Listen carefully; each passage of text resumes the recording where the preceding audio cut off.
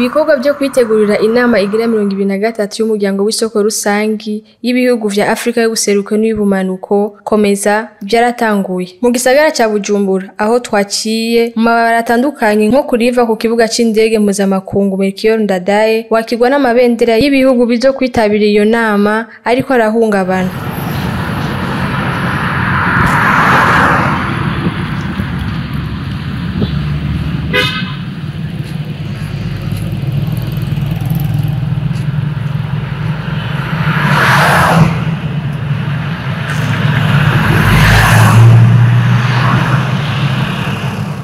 Cho kimwe no kibabara mwezi Gisabo uhageze usanganirwa n'amasanamu y'abakuru b'ibihugu vy'umuryango wakomeza hamwe n'amabendera y'ivyo bihugu. Ambavu y'ivyo hari ibikorwa byo gusubira gusiga amarangi kuri iryo barabara mwezi Gisabo gerekeza ku kirimba c'umukuru w'igihugu.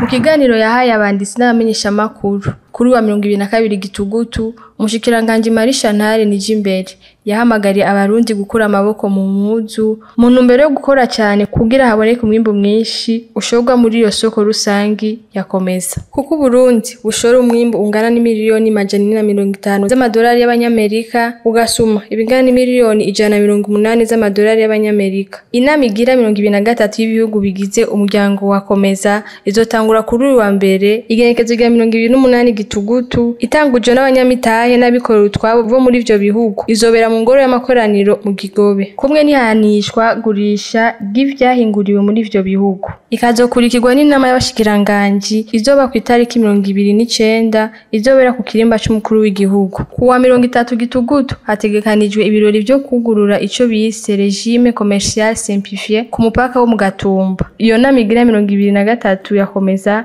izoca isozerwa n'ihuriro ry'abakuru b'ibihugu bihurikiye mu muryango wakomeza.